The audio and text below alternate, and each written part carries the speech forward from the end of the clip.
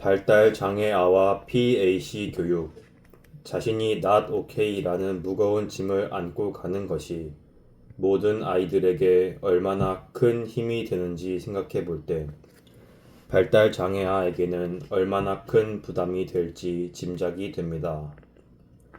발달 장애아는 스스로도 not okay 감정에 시달리고 다른 아이들보다 지적 능력이 떨어지기 때문에 긍정적인 감정이 상대적으로 적습니다.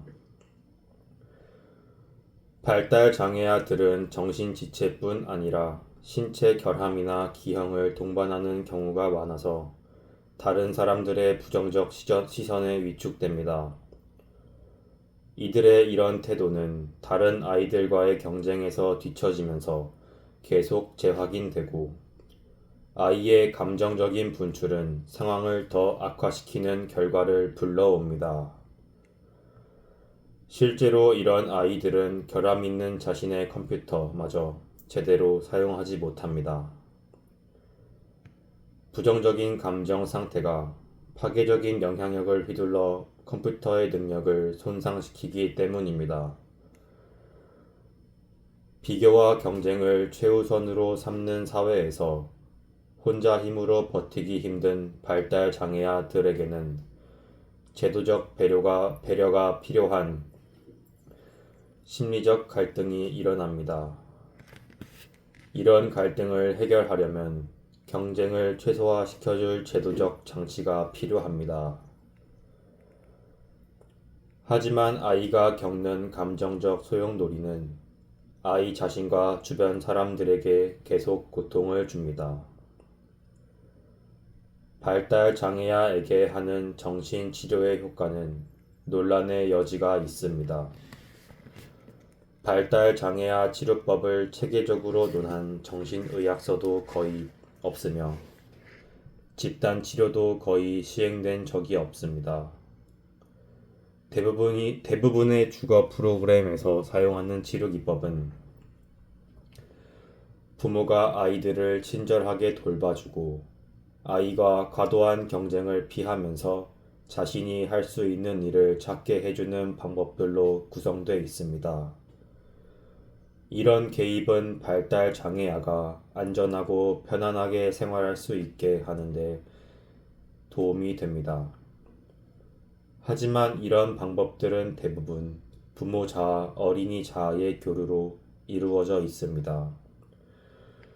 그래서 발달 장애아들이 어른 자아의 힘을 키워 자신의 통제력을 키우는 데는 별다른 효과를 거두지 못합니다. 1966년 소아과 의사인 데니스 마스크는 발달 장애아에게 PAC를 가르치기 위한 새로운 프로그램을 선보였습니다. 로렐 힐스 병원 의사이기도 한 마크스는 이를 위해 발달 장애아 100명을 수용할 수 있는 주거센터를 완공했습니다. 교류분석협회의 이사이기도 한 데니스 마크스는 PAC 시스템이 쉽기 때문에 발달 장애아들도 배울 수 있을 거라 생각했습니다. PAC 교육에 참석한 환자들의 IQ는 30에서 75였습니다. 3분의 1은 중증 신체 장애를 가졌고 나머지 대다수는 경련성 장애가 있었습니다. 3분의 1은 개별 가정 출신이었고 나머지 3분의 2는 복지부 등에서 관리하는 시설 출신 아이들이었습니다. 생물학적 연령은 10대 중반에서 20대 초반이었습니다. 센터에서 가장 시급하게 다뤄야 할 문제는 두 가지였는데 하나는 심하게 흥분해서 공격적으로 행동하는 아이를 다루는 방법을 알아내는 것이었고 다른 하나는 아이들의 탈주를 미연에 방지하는 방법을 알아내는 것이었습니다. 마크스는 이 두 상황 모두 교류 분석을 이용했을 때 상당한 효과를 거두었다고 보고했습니다. 30명의 환우들로 이뤄진 치료 집단은 센터의 중앙 거실에서 일주일에 한 번씩 모였습니다. 환우들은 어느 방향에서도 흙판이 잘 보이도록 두 줄로 동그랗게 앉았습니다. 내용은 단순했습니다. 이제 여러분은 PAC가 뭔지 배울 거야. 이것을 이해하면 여러분은 소란을 피우는 대신 사람들과 이야기를 나누고 활동할 수 있어. 환우들은 PAC 기본 내용을 익혔습니다. 마크스는 부모 자아, 어른 자아, 어린이 자아를 나타내는 세 개의 원을 그린 뒤 모든 사람이 이 세 개의 인격을 갖는다고 설명하고 환우들이 각 인격을 구분할 수 있도록 도와주었습니다. 예를 들면 그는 환우들에게 지금 말하고 있는 것은 존의 부모 자아일까, 어른 자아일까, 어린이 자아일까? 라고 묻거나 과일이 상한 것을 발견했을 때 잘못됐다고 말하는 것은 너희의 어른 자아이고 어떤 사람이 그린 그림이 너의 마음에 들지 않을 때 안 좋아 라고 말하는 것은 너희의 부모 자아. 또 울면서 놀이실로 뛰어들어와 아무도 안 놀아줘 라고 고함을 지르는 것은 너희의 어린이 자아라고 설명했습니다.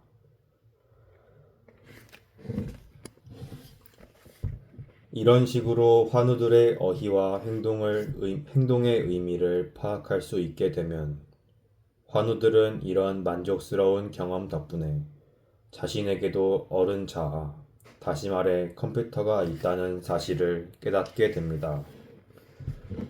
그들은 컴퓨터라는 단어 역시 부담 없이 받아들입니다. 어른 자아를 일종의 컴퓨터로 바라본 덕분에 발달 장애아들이 지닌 컴퓨터의 성능 문제에 대해 터놓고 이야기할 수 있었습니다. 마크스는 이 문제를 환우들에게 다음과 같이 설명했습니다. 어떤 사람에겐 100만 달러짜리 컴퓨터가 있고 어떤 사람은 10만 달러짜리 컴퓨터가 있을 수 있다.